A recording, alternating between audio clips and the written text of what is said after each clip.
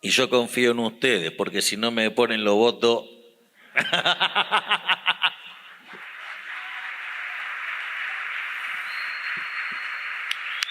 De nada sirve que me digan que son muy lindas las cosas que digan y después votan a los empleados del socialista.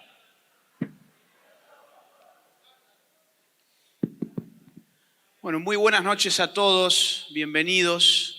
Gracias por acompañarnos. La verdad es que es muy emocionante ver cómo en el epicentro del progresismo, que suelen ser las ferias del libro, esto no es una acusación particular, pero suele ser así. El libro ha sido un instrumento hegemonizado por los sectores progresistas y, sin embargo, hoy la derecha está copando la feria del libro, gracias a todos ustedes.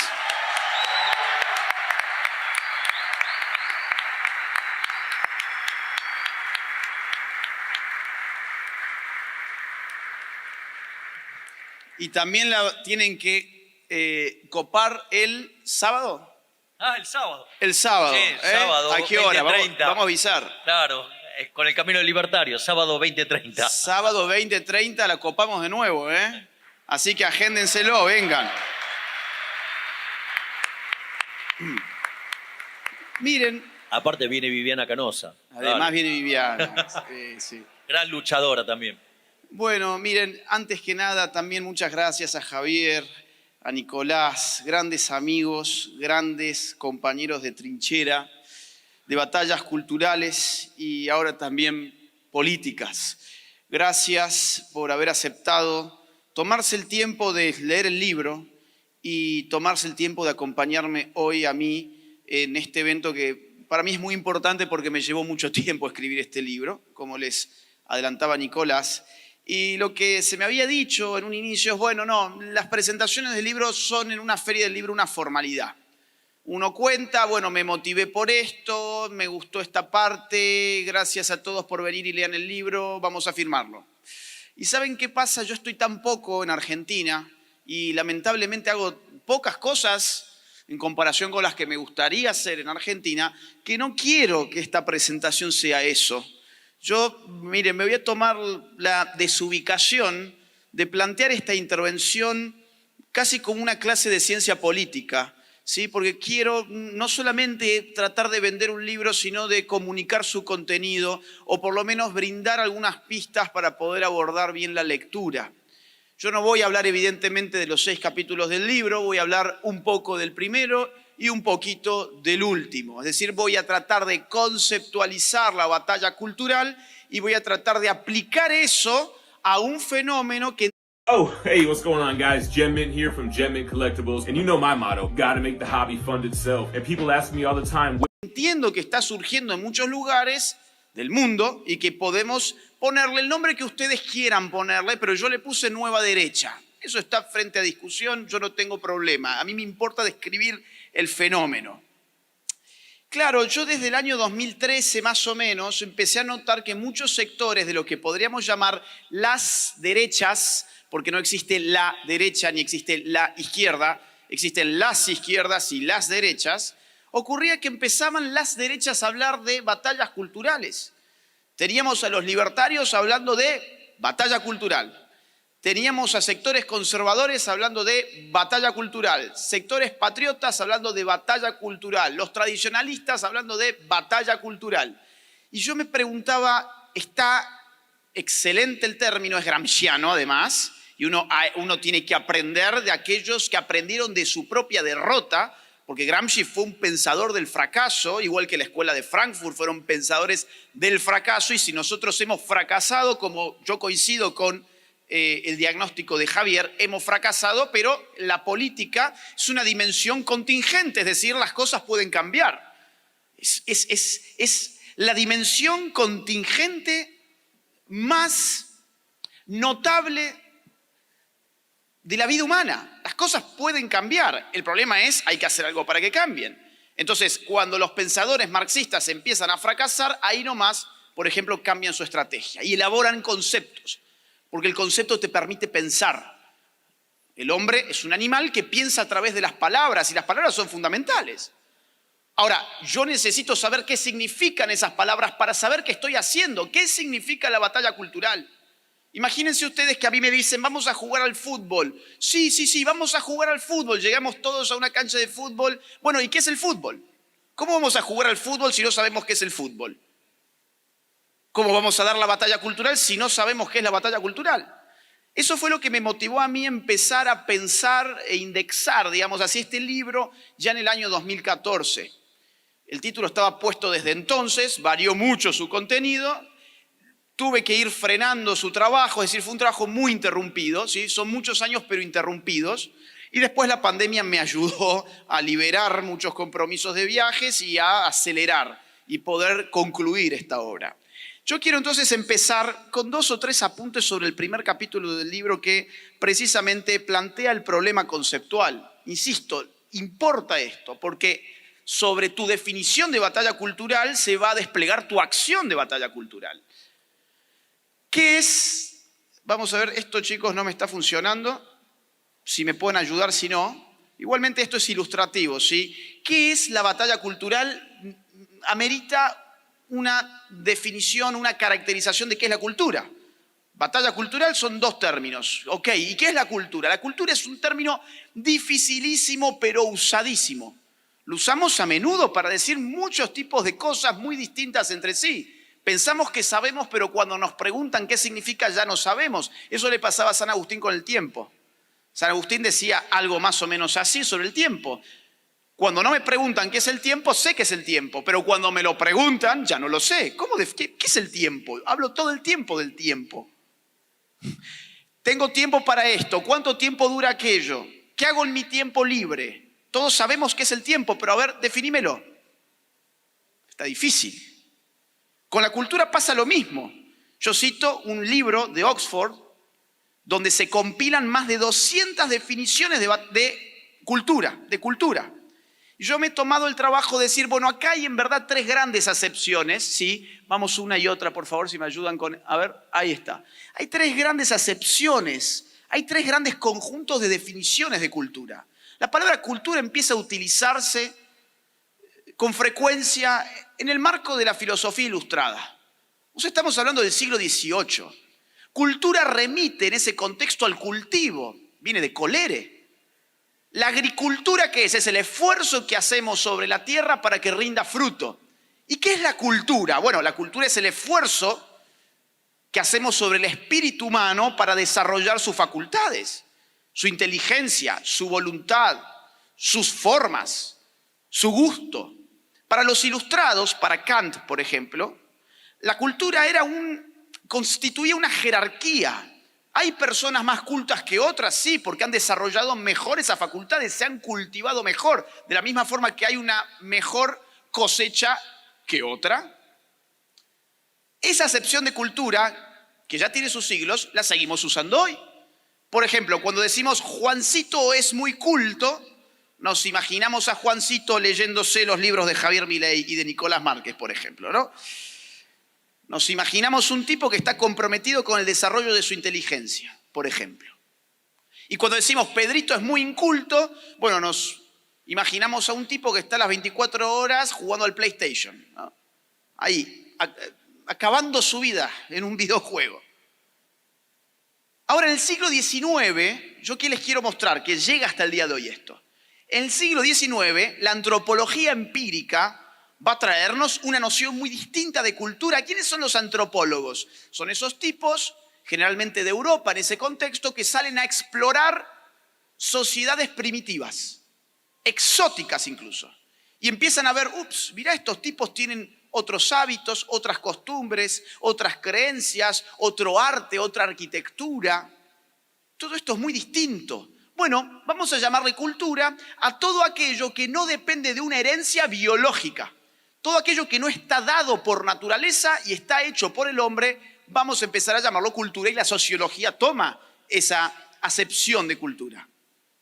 Esto hoy lo seguimos utilizando. Piensen ustedes en la ideología de género. Cuando te dicen, no, bueno, a ver, la sexualidad es una construcción cultural. ¿Qué te están diciendo? La sexualidad no tiene ninguna base biológica, sino que depende de un sistema cultural que la construye, pero la cultura es a su vez construida.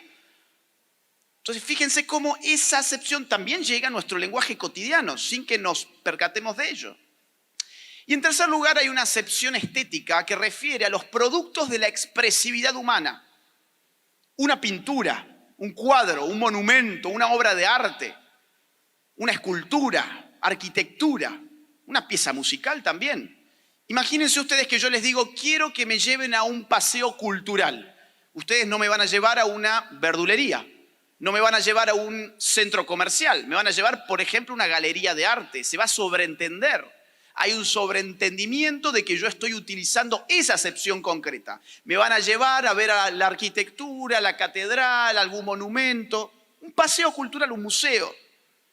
Entonces, fíjense cómo tenemos tres acepciones distintas, pero las utilizamos con una misma palabra. Y sin embargo, en estas tres acepciones, y esto es lo más difícil de la conferencia, si podemos superar esta dificultad, ya estamos metidos en batalla cultural. En esas tres acepciones encontramos una misma tensión constitutiva de la palabra. Hay una tensión en una palabra que nos aparece al mismo tiempo como estructurada y estructurante, como creativa y condicionante. El hombre toma conciencia, yo hago la cultura, pero la cultura hace en cierta medida al hombre. Entonces, ¿cómo se me muestra eso? Como poder. Si la cultura es un condicionamiento inevitable en tu vida, porque el hombre es un animal de cultura, pues entonces modificar la cultura modifica el comportamiento. Estamos hablando de poder. El mundo moderno descubrió eso, a diferencia del premoderno, que la cultura estaba dada automáticamente. El mundo moderno dice, esto es maleable, yo puedo cambiar valores, yo puedo cambiar normas, yo puedo cambiar las creencias, los mitos, los ritos, la historia, y genero ¿qué? Un tipo de control social distinto. Ustedes piensen el poder en estos términos, como la probabilidad de imponer mi voluntad sobre otro. Yo aumento esa probabilidad de acuerdo al tipo de fuente de poder que yo utilice. Vamos a suponer, tengo acá un arma, perdón Karina que te ponga como ejemplo, pero te tengo al frente justo. Digo, yo quiero que Karina Milei haga esto. Y Karina está desarmada. Impongo mi voluntad, aumento mi probabilidad de que Karina cumpla mi deseo de hacer X. ¿Por qué? Porque yo estoy armado y ella no. Y ella quiere conservar su vida. Yo tengo un poder armado sobre ella. O yo bien puedo decir, mira, Karina, ¿sabes qué? Tengo acá $100.000 y quiero que hagas X. Yo estoy aumentando mi probabilidad. Crypto.com Visa Card, a metal card, powered by crypto. No digo que ella lo vaya a hacer o no, ella puede morir, por ejemplo. Vamos a suponer, por Dios, ¿no? Yo quiero que blasfeme y ella tiene mucha fe. Bueno, ella está dispuesta, digamos, yo no pude cruzar eso. No, Igual una nota de color, a las valijas ya les ganamos.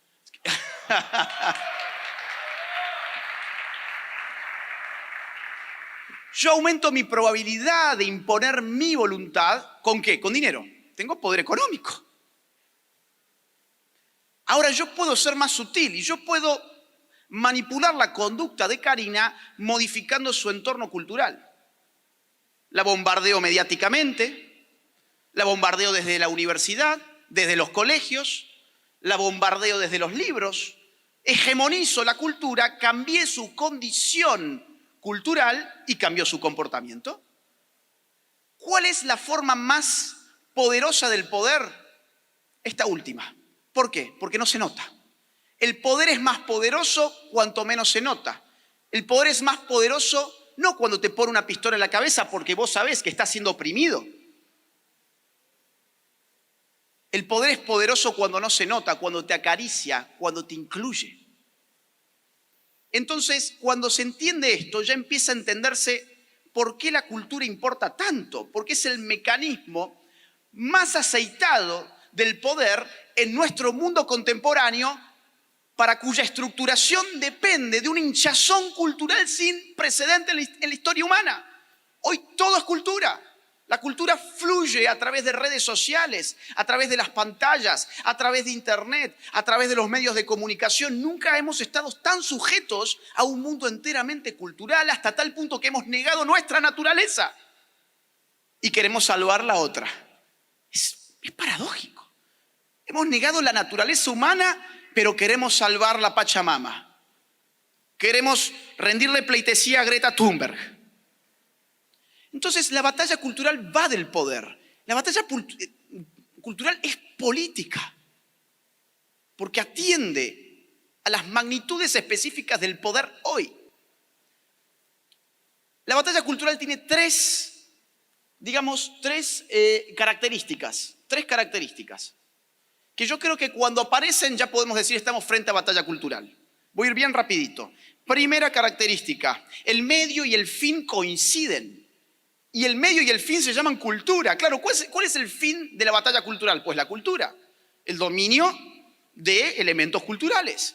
¿Cuáles son esos elementos culturales? Bueno, creencias, normas, costumbres, historias, ritos, lenguaje.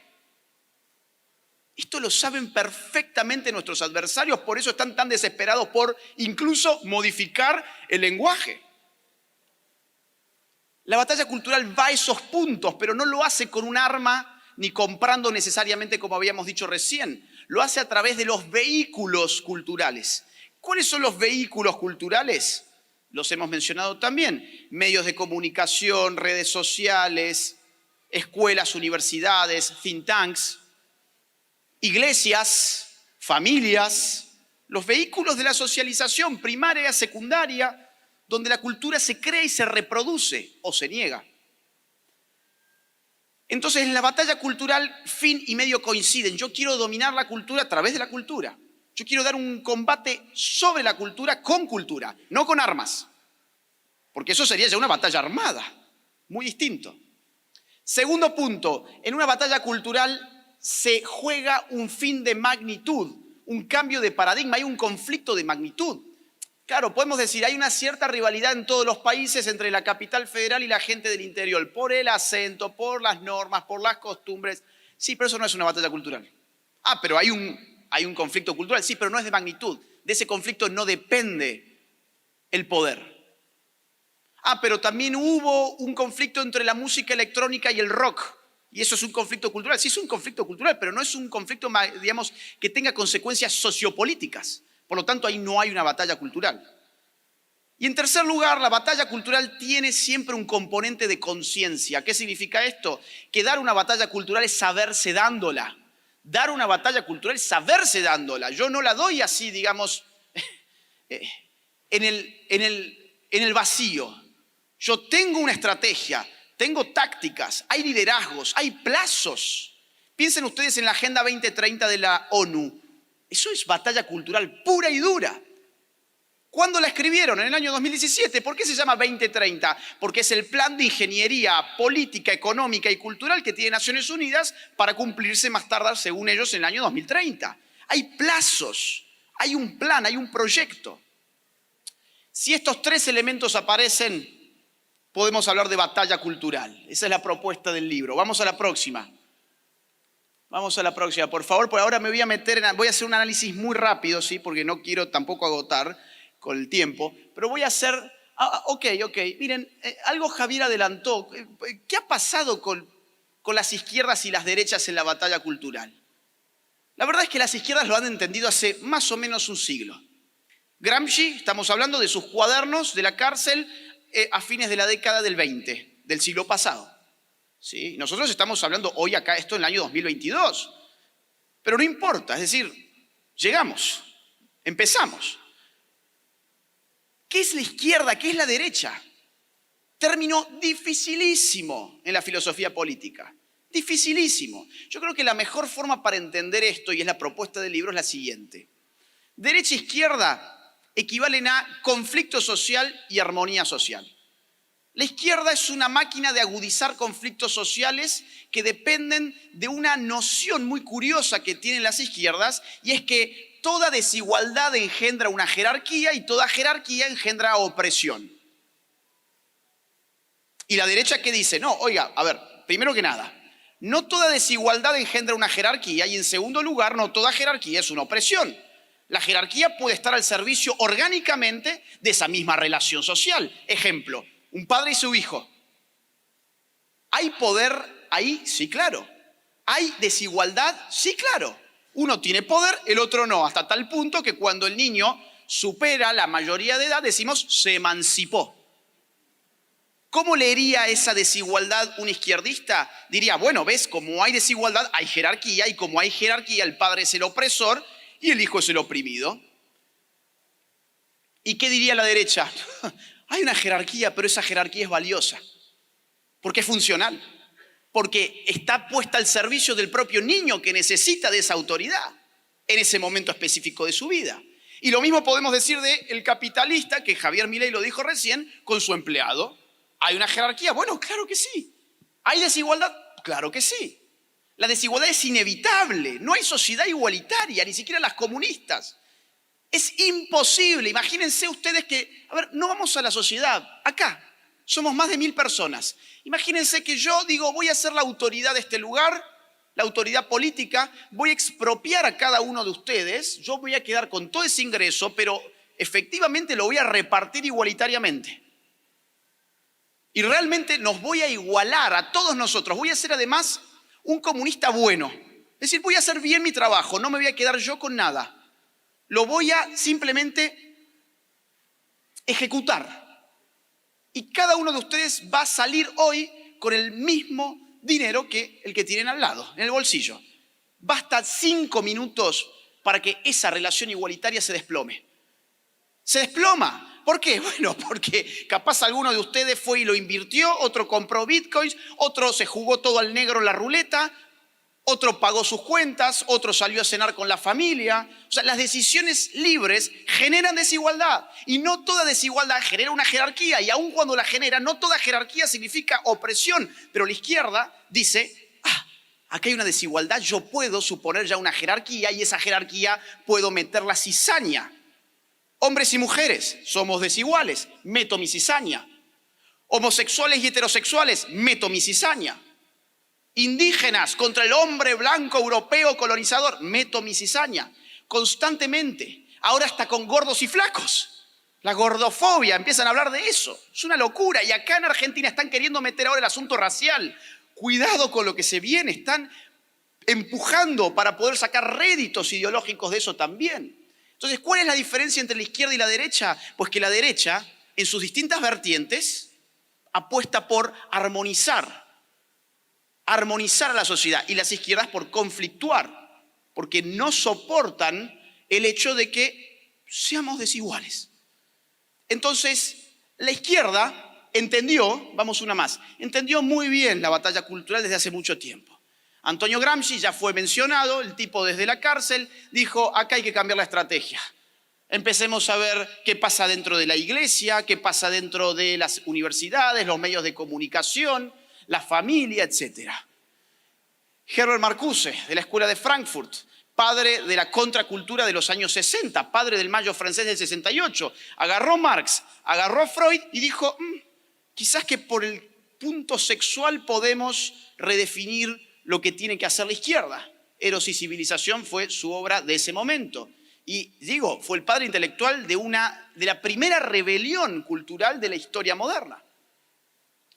Michel Foucault, hijo del Mayo francés, sobre todo en su etapa genealógica, el tipo va a elaborar una microfísica del poder y va a decir, oiga, no, el poder no está allá en el Estado, no es la gran industria, el poder está en la relación social individual, particular, allí abajo, vos con tu papá, sí, vos con tu papá tenés una relación de poder, vos acá con tu médico tenés una relación de poder, el cura con el laico tiene una relación de poder, y empezó a ver en toda relación social poder, porque toda relación social implicaba una desigualdad y había allí una opresión. Hoy Foucault es el ídolo de la progresía contemporánea.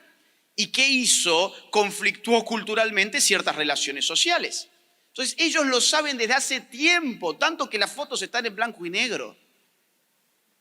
Vamos a la próxima. Y las derechas, yo creo que han sufrido 2 patologías políticas. En el caso de la derecha liberal, en general se ha caído en, vamos a la próxima, lo que se llama economicismo, que Javier ya lo mencionó, y es confundir el campo de la política vis a vis con el campo de la cultura, perdón, de la economía. Y es pensar, mientras la economía marche bien, es evidente que el capitalismo funciona, que es bueno y que hay que apoyar un gobierno, digamos, de centro derecha. Bueno, eso no fue así, eso no ocurrió. No ocurrió, se conflictuó el sistema por otro lado, por la cultura.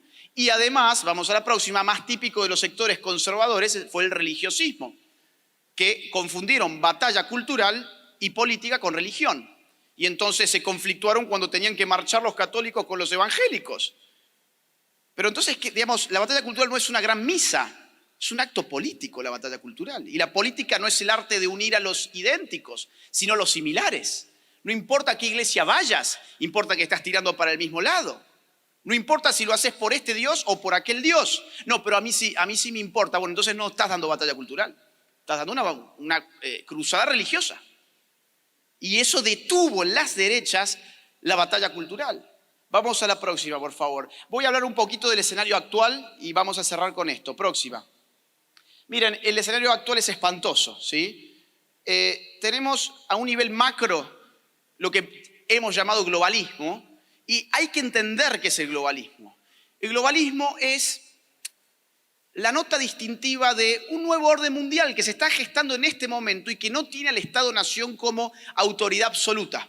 El Estado-Nación, el Leviatán, ahora está empezando a responder a un gran Leviatán o a un Leviatán global que empieza a imprimir políticas públicas que terminan siendo virtualmente obligatorias para todos los Estados-Nación.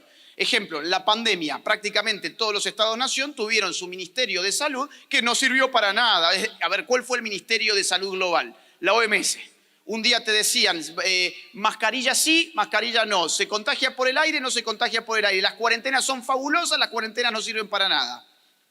Se contagia de animales a personas, no se contagia de animales a personas. Y todos los países siguieron una política global, ¿sí? Hay una transferencia sistemática en los últimos años del poder del Estado-Nación, o sea, su soberanía, el concepto de soberanía, a estructuras internacionales. Y el gran problema con esas estructuras internacionales es que ¿cómo las controlás? El Estado todavía, gracias a mecanismos modernos como la Constitución, la democracia representativa, la alternancia en el poder, los valores republicanos de pesos y de división de poderes, los contrapesos republicanos, te permitían tratar de maniatar al Leviatán. Pero dígame cómo aplico toda esa filosofía política moderna a una estructura que no tiene territorio, como la ONU. ¿Cómo hago? ¿Ustedes alguna vez eligieron a alguien de la ONU? ¿Ustedes saben si hay división de poder dentro de la ONU? No, no se puede aplicar y de ahí vienen gran cantidad de políticas públicas que ya empiezan a presionar, por ejemplo, por salario básico universal. O sea, ya han tomado partido estas estructuras. Y el globalismo está compuesto por muchas agendas de las cuales no voy a hablar ahora, ustedes ya las conocen y ya hemos hablado suficientemente de esto en otras oportunidades. Feminismos, abortismos, ideología de género, etc. Vamos a la próxima. El tema ambientalista está también a flor de piel. Pero ahora me quiero meter rápido en el tema regional. Vamos a la próxima. Estamos viviendo la segunda ola del socialismo del siglo XXI. ¿Sí? Estamos viviendo una segunda oleada socialista en la región. La primera ola del socialismo del siglo XXI nació, como dijo Javier muy bien, con el Foro de Sao Paulo del año 1990. Ellos estaban fracasando y son muy rápidos. Replantearon una estrategia. No podemos contar con el sponsoreo de la Unión Soviética. Bueno, creamos nosotros una estructura regional y nos va a ir bien. Y le fue muy bien, ya se dijo. Chávez Maduro en Venezuela, Bachelet en Chile, Lugo en Paraguay, los Kirchner en Argentina, Lula, Dilma en Brasil, Tabaré Vázquez, Pepe Mujica en Uruguay, Correa, Ortega, Evo Morales. Espectacular, le fue espectacular. Ahora había 4 países importantes en la región que no cayeron en esas garras en ese momento. ¿Cuáles son? México, Perú, Colombia y Chile. Tanto así que 3 de estos países van a crear el grupo de Lima. El grupo de Lima que empieza a generar un retroceso del Foro de Sao Paulo y a partir del año 2015 más o menos, esta gente parece que empieza a perder su poder. Vamos a tener la victoria de Macri aquí en Argentina, en Chile poco después habrá la de Piñera, tendremos a un Lula preso, Bolsonaro llega al poder, en Estados Unidos, Donald Trump, en el año 2016. Evo Morales no se puede reelegir, termina incluso haciendo fraude y aparte atentando contra su propia constitución. Lenín Moreno en Ecuador traiciona a Correa, su jefe político, y este último tiene que escapar a Bélgica, porque es un corrupto y va a caer preso. Chávez ya se murió, Castro ya se murió, Venezuela es indefendible. Parece que la izquierda retrocede, pero la izquierda se reconvierte muy rápidamente. Es como un ave fénix. Vamos a la próxima. Tanto se reconvirtió que el Grupo de Puebla, apareció en julio del año 2019. ¿En dónde? En México. ¿Por qué en México? Porque ahí apareció la esperanza, que fue la victoria de López Obrador en el año 2018. Y dijeron, acá hay otra esperanza, que es un monigote llamado Alberto Fernández, que es un tipo que va a encabezar a la izquierda regional, porque ya sabemos que gana la elección. Ya pasaron las PASO, ya sabemos que Macri no tiene oportunidad. Este va a ser nuestro alfil. Y lo ponen como presidente del grupo y empiezan a rearmar esa izquierda con una nueva cara, el Grupo de Puebla. Ya en octubre del año 2019, ese mismo año, tenemos revueltas indígenas en Ecuador tan fuertes que terminan generando la huida del gobierno desde Quito a Guayaquil. Se tuvo que mudar el gobierno a Guayaquil. Una semana más tarde, en Chile, explosión social por un aumento de 4 centavos de dólar del metro. Con lo que nos aumentan acá las cosas, ¿se imaginan si tuviésemos que hacer explosiones sociales aquí? Es decir, no habría nadie en pie. Pero allá explotó. Y Piñera empezó a conceder, ¿querés más impuestos para las clases medias, altas y altas? Te los doy. Bueno, no, quiero un poco más. Bueno, ¿querés más redistribución? Te la doy. No, quiero un poco más, quiero más. Salario mínimo más alto, te lo doy. No, ahora quiero la Constitución. Ahora quiero la Constitución. ¿Cuál fue el final de Chile? Todavía no lo conocemos, pero esa Constitución es un espanto. Vamos a ver si se aprueba o no. ¿Y quién termina ganando poquito después? Boric. ¿Qué pasa en Perú? Llega un maoísta llamado Pedro Castillo, vinculado con Sendero Luminoso, a la segunda vuelta y le gana a Keiko Fujimori. ¿Qué pasa en Colombia? En Colombia explotó el estallido en noviembre del año 2019 y meses más tarde va a explotar en Perú. En Perú termina ganando el maoísta y en Colombia se define en los próximos días qué va a pasar, pero Petro, el comunista, vinculado también con las guerrillas colombianas, encabeza las encuestas y es el favorito de este momento por lo menos. Fíjense ustedes cuáles eran los 4 países que dijimos que no habían caído en la primera ola del socialismo del siglo XXI. Chile, Perú, Colombia y México. Los 4 hoy, salvo Colombia que está por verse, digamos, los 3 ya son socialistas y Colombia está en un problema muy serio.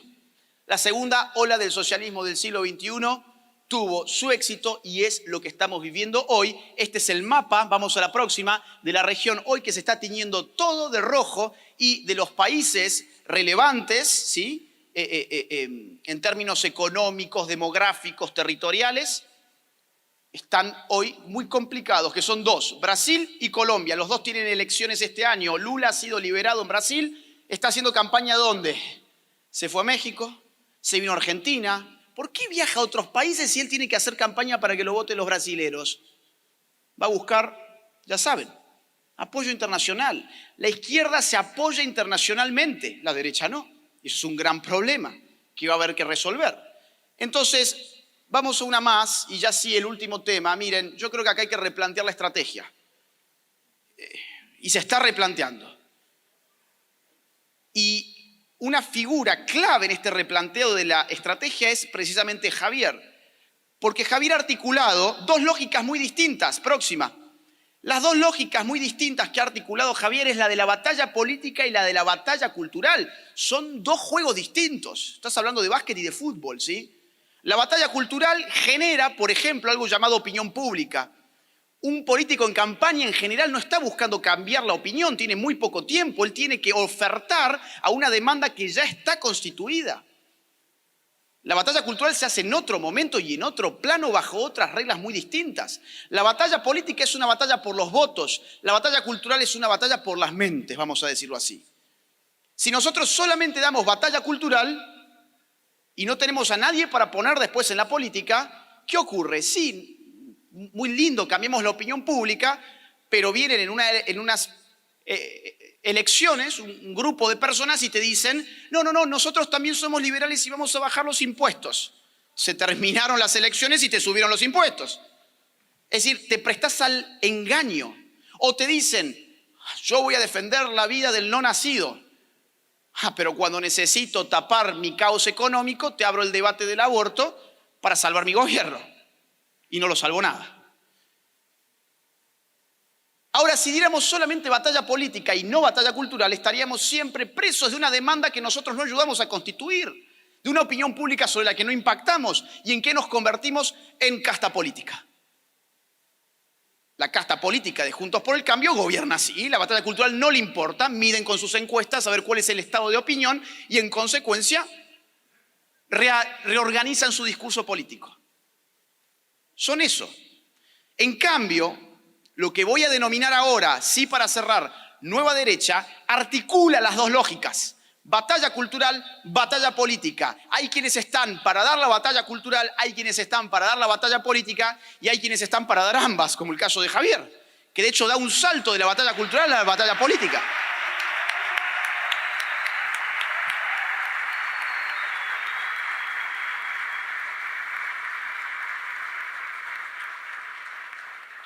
Esta es la última filmina y vamos a cerrar, ¿sí? Espero no haber abusado del tiempo de ustedes.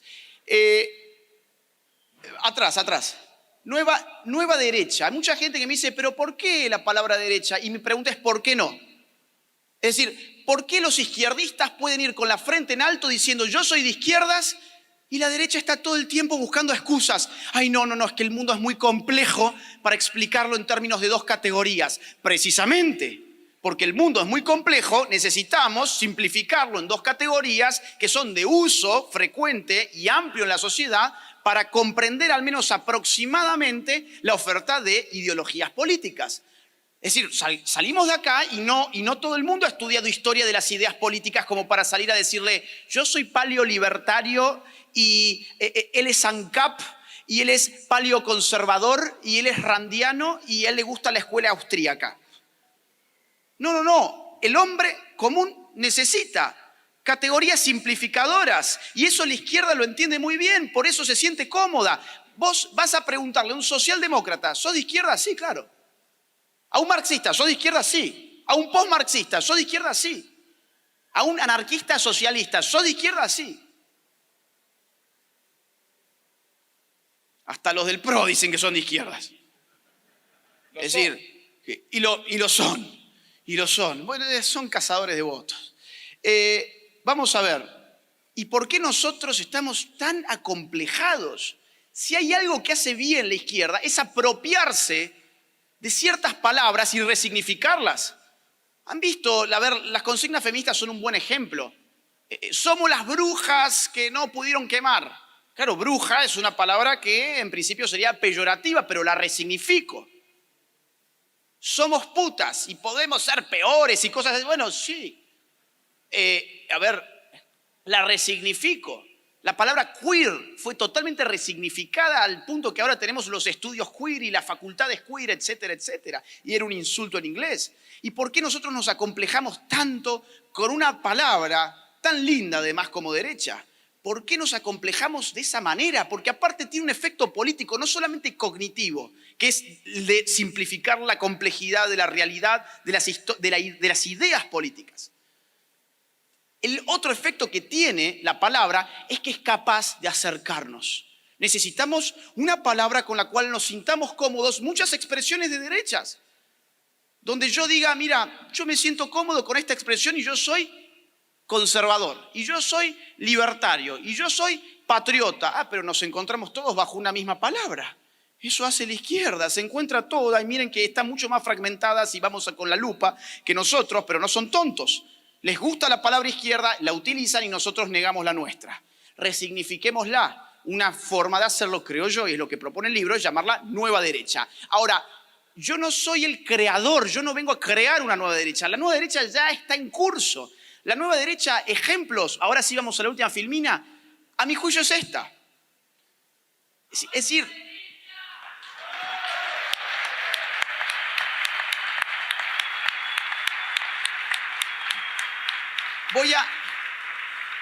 Voy a mencionar algunas particularidades muy rápidas, ¿sí? Toda esta gente tiene algo en común. Varias cosas en común. Primero que nada, a ver, por si no los conocen. Abascal, de Vox. Bolsonaro, de Brasil. Trump en los Estados Unidos. El señor que está acá sentado.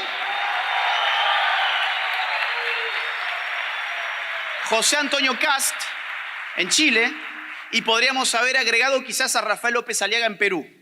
Claro, son distintos tipos de derechas, pero cuando uno pone la lupa y se fija quiénes están acá adentro, te empezás a encontrar libertarios, no progresistas, conservadores, no inmovilistas y patriotas no estatistas. En distintas proporciones, yo no voy a decir que es una mezcla perfecta, pero cuando uno hace la lupa encuentra, primero que nada, una articulación entre esos sectores. Y cuidado, una articulación no es lo mismo que una alianza.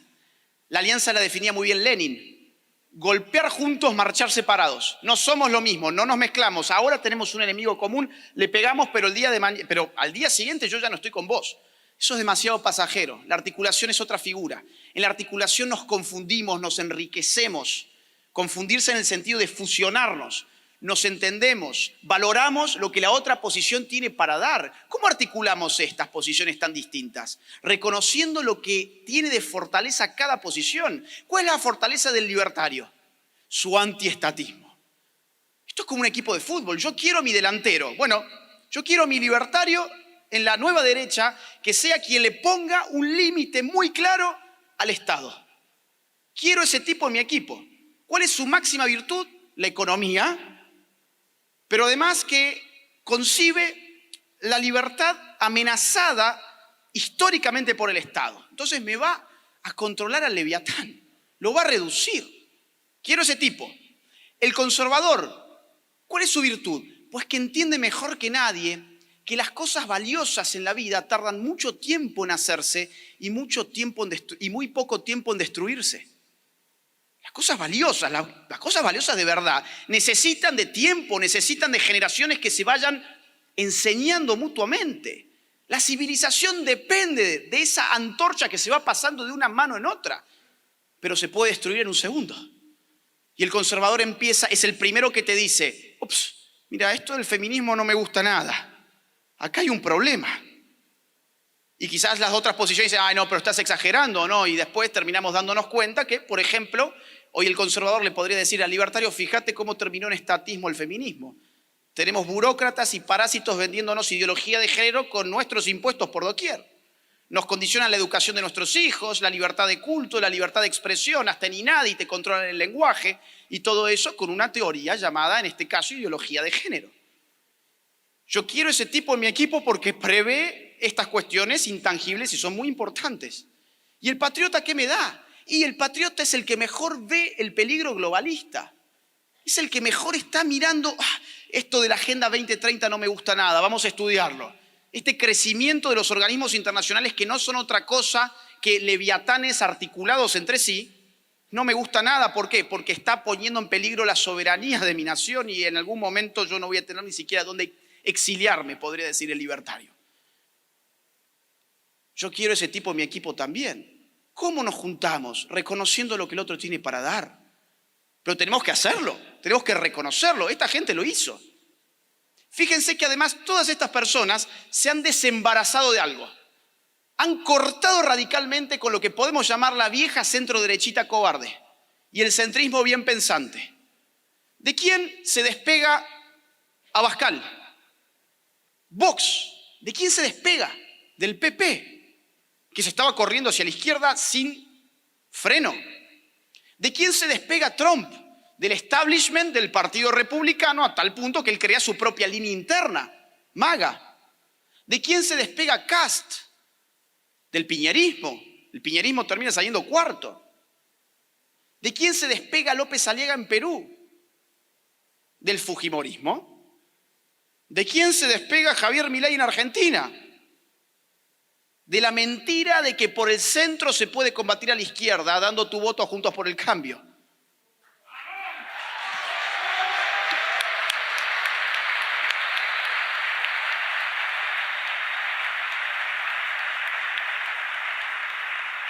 Entonces, estas nuevas derechas son nuevas porque ameritan no solamente un asco acumulado por las izquierdas, sino también por el centro y por el centro-derechismo políticamente correcto, progresista y globalista. Y eso es lo que han hecho todos estos sujetos que ustedes ven en la pantalla. Entonces, se puede, claro, todos han tenido mucho éxito. Tercera fuerza en España, Abascal. Bolsonaro, presidente del Brasil. Trump, contra todos los pronósticos, ganó en el 2015 su interna y en el 2016 a Hillary Clinton. Después se lo comió una pandemia, pero todavía es una figura política que está en carrera para algunos años más adelante. Javier, es decir, Javier en un año crea un partido político, se convierte en la tercera fuerza en la capital federal, tracciona votos para meter gente en el Congreso y ahora poco después se convierte en la figura más popular para la presidencia de la nación, según las encuestas.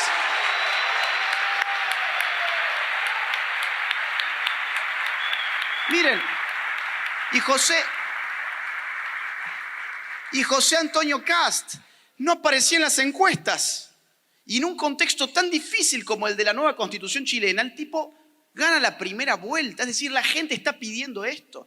Hay un espacio político real, de demanda real, para que la derecha, cuando tenga de verdad huevos, aparezca. Y cuando aparece, le va bien. Entonces, ahí hay que apostar.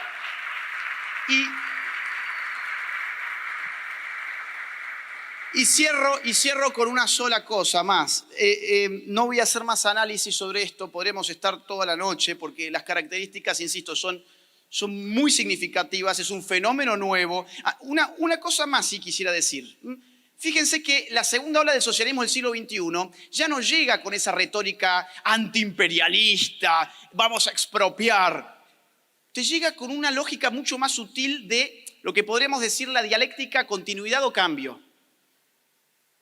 Continuidad o cambio. ¿Quién es la continuidad en Chile? El piñerismo. ¿Quién es el cambio? Boric. ¿Quién es la continuidad en Perú? El fujimorismo. ¿Quién es el cambio? Castillo. ¿Quién es el cambio en Colombia? Petro. ¿Quién es la continuidad? Fico Gutiérrez. ¿Quién fue la continuidad en México? El PAN, el PRI y el PRD. ¿Quién es el cambio? Morena. López Obrador. La derecha no ha sabido incorporarse en esa dialéctica mostrándose a sí misma como cambio. ¿Por qué? Porque del centro al centro derecha no pueden presentarse como cambio. En cambio, una nueva derecha sí que es un cambio. Fíjense ustedes, nadie puede decir que Vox no es un cambio en España. Nadie puede decir que Bolsonaro no ha sido un cambio para Brasil. Nadie puede decir que Donald Trump ha sido un cambio para la historia de Estados Unidos. Nadie puede decir que lo que trae Javier Milei a la Argentina no sea un cambio. Nadie puede decir que lo de Kast no haya sido una intención de cambio también. Entonces, juguemos con esa misma dialéctica, hagamos un cambio, pero por derecha, y eso es una nueva derecha. Voy a cerrar con una sola cosa. Miren, el libro, me preguntaron del editorial, ¿a quién se lo dedicás? ¿Para quién va el libro? Yo estaba en una gira, para mí eso ya estaba terminado. Y le dije, no, a nadie, ya está, sácalo así, basta. Ya estoy cansado, fueron muchos años. Y de la editorial me dijeron, ok, pero no sé bien por qué a la semana siguiente me vuelven a preguntar lo mismo. No sé si no se percataron de la respuesta o si se confundieron, pero me vuelven a preguntar lo mismo y yo ya no estaba en la gira y lo repensé y dije, bueno, a ver, ¿a quién se lo dedico? Vieron en la primera página, ¿no? O en la tercera página, por ahí aparece. ¿A quién le dedico el libro? No, a nadie en concreto.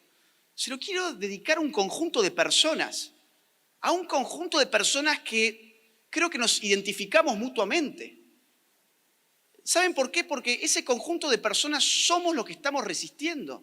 Por eso el libro está dedicado a los que están resistiendo. ¿Quiénes son los que resisten?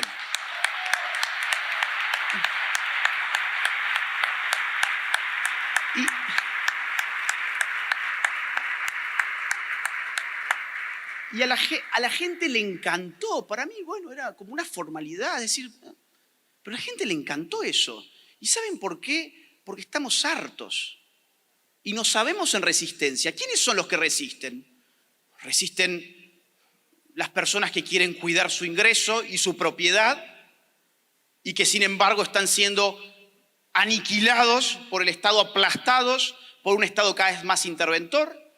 Resisten los padres de familia que quieren educar a sus hijos en sus valores, en sus normas, y que tienen un Estado que se quiere meter con el niño incluso sexualmente.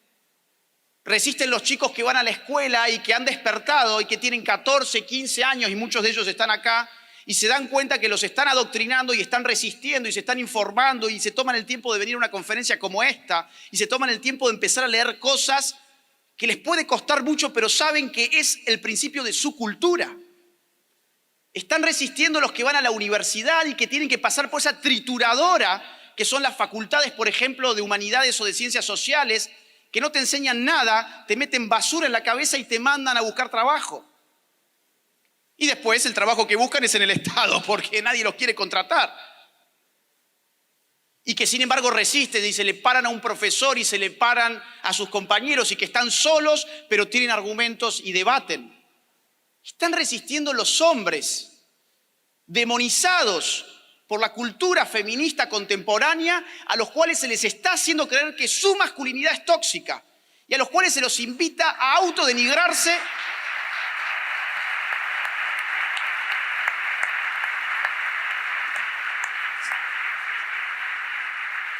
Se los invita a autodenigrarse en cursos para idiotas antipatriarcales que se flagelan entre ellos a ver si ven una teta.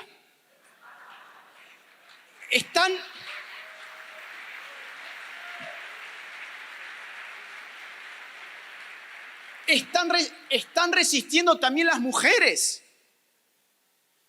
que se dan cuenta que el feminismo era un colectivismo y se dan cuenta que esas mismas que te decían que te tenías que empoderar, si ya no repetís lo que ellas dicen, sos menos mujer que ellas.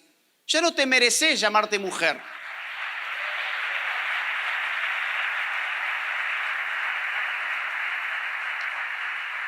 Están resistiendo los heterosexuales, pero también están resistiendo muchos homosexuales que dicen, oiga, ¿desde cuándo mi motivo de orgullo tiene que ser algo que usted me dice?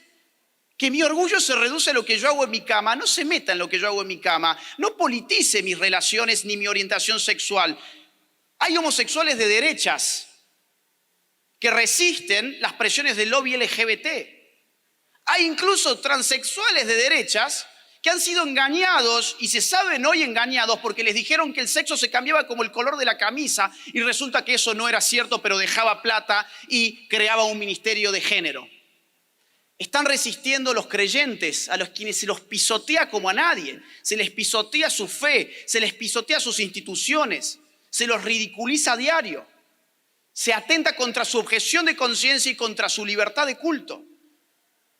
Están en otros países resistiendo los blancos, a los que la Coca-Cola les dice que tienen que dejar de ser tan blancos, pero también los negros, a quienes Joe Biden les dice que son menos negros si no votan por él. Estamos resistiendo, toda esa gente es la que está resistiendo. Está resistiendo esa juventud que se da cuenta que no hay nada de rebelde en repetir lo que te dice Naciones Unidas, todos los partidos desde la izquierda hasta la centro derecha, lo que te dice CNN, lo que te dicen las fundaciones de Soros, Rockefeller, etcétera, lo que te dice Hollywood, lo que te dice Netflix. No hay nada de rebelde en eso. ¿Te pensabas que estabas haciendo la revolución? No, sos una pobre pieza de un sistema que está armado para usarte como títere. Y vos que te diste cuenta también estás resistiendo. Para todos esos está dedicado el libro. Y yo quiero cerrar, ahora sí, ya me callo la boca, con un mensaje final.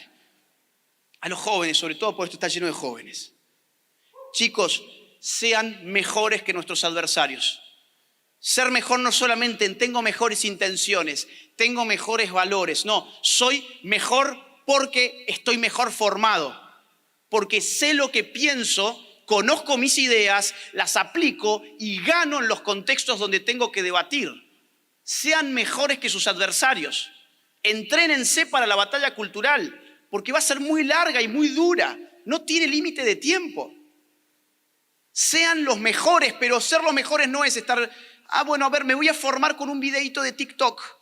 Me voy a formar con un tweet de 140 caracteres. Ni siquiera con un video de YouTube. Comprométanse con una formación seria. Comprométanse con la cultura. Háganlo por amor propio, como dijo Nicolás, en primer lugar, y después por amor a una causa. Fórmense, lean. ¿Saben cuál es la diferencia entre una persona formada y otra que no está formada? La lectura. Lean, sean personas formadas, porque una nueva derecha necesita mentes claras, formadas, que salgan a dar la batalla cultural. Y para los padres, eduquen a sus hijos, pero para educar a sus hijos, ustedes primero tienen que estar educados, porque no pueden dar aquello de lo que carecen. No puedo educar a un hijo si yo primero no tengo, por ejemplo, educación política. ¿De qué políticas le voy a enseñar a mi hijo si yo no tengo educación política? ¿De qué historia le voy a explicar a mi hijo si yo no sé qué es lo que pasó en la historia? Ay, no, es que no tengo tiempo. El día dura 24 horas. Trabajan una jornada 8 horas. Duermen, voy a ser muy bueno, 8 horas. Les quedan 8 horas más. No, bueno, pero me tengo que bañar, me tengo que ir al baño, tengo que llevar a los chicos al colegio, yo tengo que ir al colegio. ¿Y qué más? Tengo que comer, ok, ¿y qué más? Bueno, tengo que ver Netflix y si el capítulo está bueno me veo 3 más. Y tengo que ver TikTok y tengo que estar haciendo así durante horas, tirado en mi cama en las redes sociales. Utilizamos 3 horas 43 minutos en promedio las redes sociales en América Latina. Y me dicen que no tienen tiempo. Organicen su día, fórmense. Necesitamos soldados de batalla cultural formados. Y hoy es muy fácil acceder a los libros. Hoy es muy simple. Esa es la invitación. Vamos a dar esta batalla cultural y vamos a salvar no solo Argentina, sino el continente. Gracias.